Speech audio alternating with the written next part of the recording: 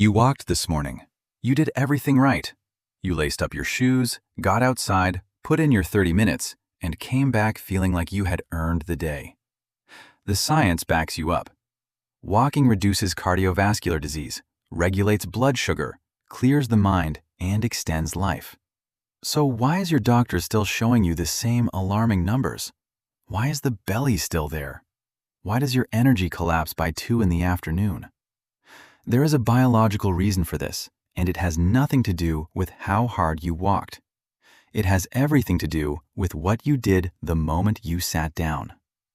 In this video, we are going to expose the single most dangerous misconception in modern health, why your morning walk cannot undo hours of sitting, and the precise protocol that forces your biology to work for you all day, not just for 30 minutes.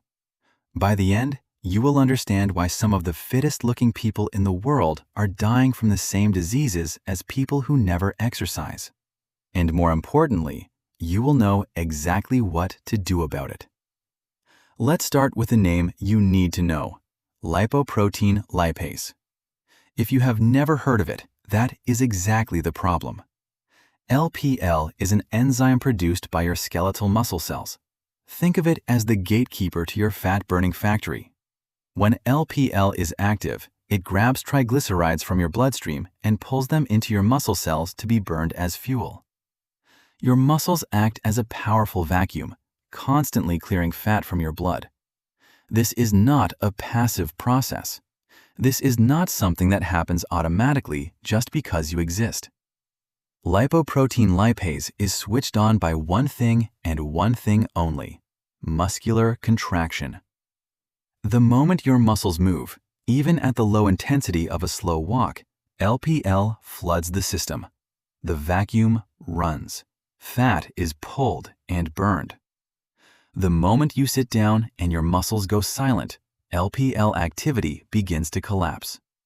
Research from Dr. Mark Hamilton at the University of Missouri, published in the Journal of Physiology, demonstrated that several hours of physical inactivity causes LPL activity in the leg muscles to plummet by up to 90 to 95%.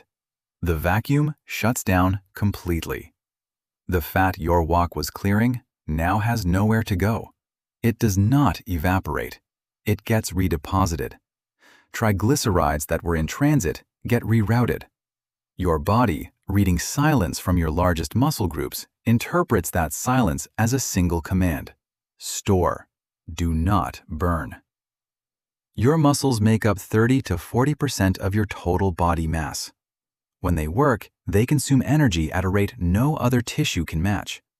When they go silent, the entire metabolic equation reverses. This is cellular physiology happening in real time, right now, while you sit and watch this video. Meet Marcus. He is 44 years old. He walks 40 minutes every morning without fail, tracks his steps, and hits 8,000 before 9. His doctor says he is doing the right thing. But Marcus has a desk job. He sits for most of his workday, eats lunch at his desk, and spends his evenings on the couch. Like most working adults, he accumulates 6 to 8 hours of unbroken sitting every single day. And despite 3 years of consistent walking, 3 years of genuine discipline, his triglycerides are elevated, his HDL is low, his resting insulin is creeping upward, and his visceral fat has barely moved. Marcus is doing the single healthiest thing a person can do, and his body is erasing that benefit within the first hour of his workday. Marcus is not a failure. Marcus is a victim of a biological trap that no one told him existed. The trap has a name: the active couch potato syndrome. A 2012 meta-analysis in Diabetologia pooled data from nearly 800,000 participants and found that the highest levels of daily sedentary time were associated with a 147% greater risk of cardiovascular events and a 112% greater risk of type 2 diabetes, independent of whether those people also exercised. The American Cancer Society tracked 123,000 people over 14 years. Women sitting more than 6 hours daily had a 37% higher death rate than those sitting under 3 hours. In men, 18% higher. These were not couch potatoes.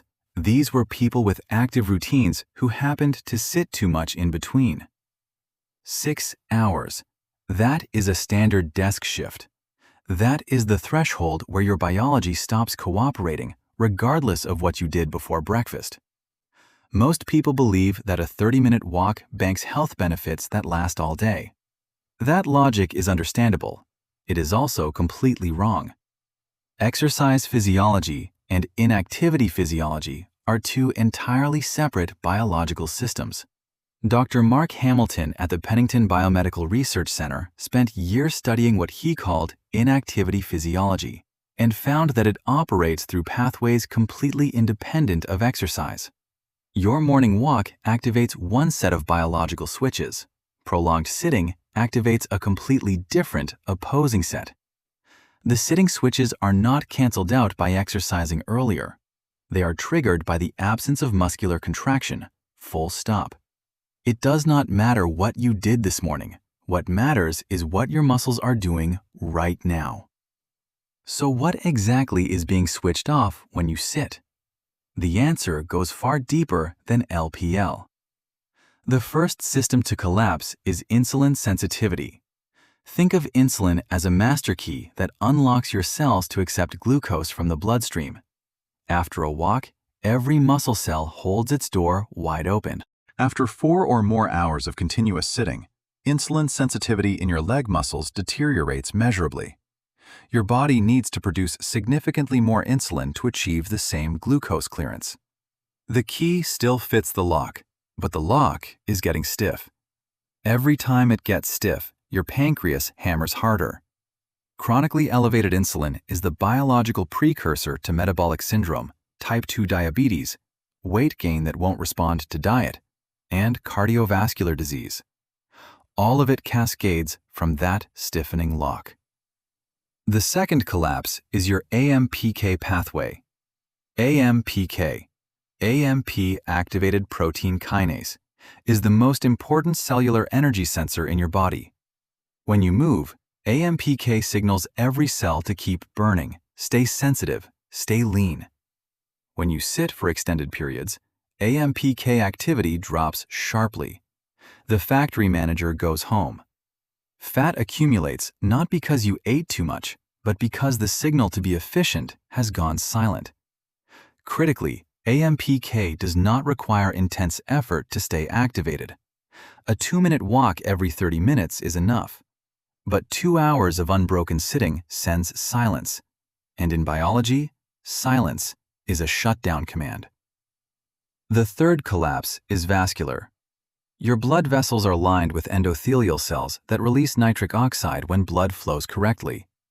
Nitric oxide keeps vessels flexible, controls blood pressure, and prevents clotting. It is the biological armoring of your cardiovascular system. When you sit, blood flow in the lower extremities drops measurably, shear stress falls, and nitric oxide production crashes. A study in experimental physiology documented a significant reduction in femoral artery flow-mediated dilation after just 3 hours of sitting. Your arteries begin to stiffen in 3 hours. Not 3 months, 3 hours. The fourth collapse happens in your brain. Your brain is 2% of your body weight, but consumes 20% of your energy. It is the most metabolically demanding organ you have, and it depends entirely on consistent blood flow to function. After a walk, cerebral blood flow increases, neurogenesis accelerates in the hippocampus, and BDNF, brain-derived neurotrophic factor, floods the system. Researchers at the Salk Institute call BDNF miracle grow for the brain. It repairs neurons, strengthens synaptic connections, and protects against cognitive decline. After prolonged sitting, cerebral blood flow drops, BDNF slows, and the focus you had this morning starts dissolving. The 2 o'clock crash you blame on lunch is not about food. It is about blood flow. And the exercise credit from your morning walk does not cover this debt. Your body runs its glucose, fat, and vascular cycles on a same-day, hour-by-hour accounting system. There are no carry-forward balances. There is a biological event called post-meal glycemic flooding. When you eat, blood glucose spikes. Your muscles can absorb that glucose directly, no insulin required, but only if they are contracting.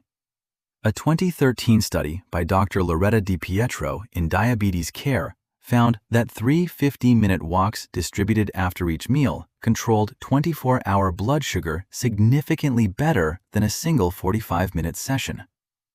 The cleanup crew must be deployed when the mess is being made. This leads to the movement break protocol. Step 1. Set a 30-minute timer every time you sit. Not 45, not 60, 30. Step 2. When it sounds, move for 3 minutes minimum. Walk, do squats, take the stairs. This refires LPL, restores arterial shear stress, and reactivates AMPK. Step 3. Never skip. Every unbroken hour is a closed biological chapter you cannot reopen. Step 4. After every meal, extend your break to 15 minutes. That post-meal window is the highest leverage quarter hour of movement in your entire day. The total extra movement this requires is 18 to 24 minutes across an 8-hour workday. The investment is minimal. The biological return is enormous. There is one more thing you need to do, and this is the part nobody talks about. Prolonged sitting with hips flexed and psoas shortened mechanically compresses your lumbar spine, restricts diaphragmatic breathing, and chronically activates your sympathetic nervous system. Your posture sends a low-grade stress signal to your brain. Cortisol edges upward. Cortisol and insulin together are catastrophic. Cortisol triggers gluconeogenesis, forcing your liver to manufacture glucose from muscle tissue even when you haven't eaten, which raises insulin even during a fast. The belly that won't move despite your clean diet and daily walk is not a mystery. It is the precise biochemical outcome of hours of accumulated sedentary posture feeding cortisol into an already insulin-resistant system. The fix is the decompression reset. Once per hour, stand upright. Do 3 to 5 gentle backward extensions with hands on your lower back. Then take 3 diaphragmatic breaths. 4 counts in, 2 hold, 6 out. In under 60 seconds, you reset breathing mechanics, reduce thoracic tension, and activate the parasympathetic nervous system, the biological counterforce to cortisol. A 2012 Australian study of 222,000 adults published in JAMA Internal Medicine found that sitting 6 or more hours per day was linked to significantly higher all-cause mortality, with those sitting 11 or more hours facing a 40% greater risk of death, all independent of exercise habits. The 2015 Annals of Internal Medicine meta-analysis confirmed it across dozens of studies. Prolonged sitting independently drives cardiovascular disease, diabetes, cancer, and early death, regardless of how much you exercise. A Duke University 6-month trial published in Diabetologia showed walkers achieved 3 to 4 times greater glucose tolerance improvement than joggers. Walking is extraordinary medicine, but it is not enough if it is all you do. Your ancestors never exercised. They had no dedicated movement window, no gym membership, no step tracker. They moved constantly and rested intermittently, foraging for hours, walking miles without calling it a workout. Their muscles never went quiet long enough to trigger the LPL shutdown, the AMPK collapse, or the vascular stiffening cascade. They were not healthier because they were fitter. They were healthier because their muscles never received the sustained silent signal that tells a modern body to stop burning, start storing, stiffen the vessels, and raise the blood pressure. You are not broken. Your biology is responding correctly to the signals it is receiving. The signals are wrong. Every 3-minute movement break is a direct override command. Every post-meal walk is a metabolic reset. Every hourly decompression is a cortisol suppression event. You are not doing more exercise. You are sending different biological instructions throughout the day, and your body will respond to those instructions with the same flawless precision it has been applying to the sitting command all along. The walk you took this morning mattered. The walk you will take tomorrow matters. But the hours between those walks are not neutral. They are active.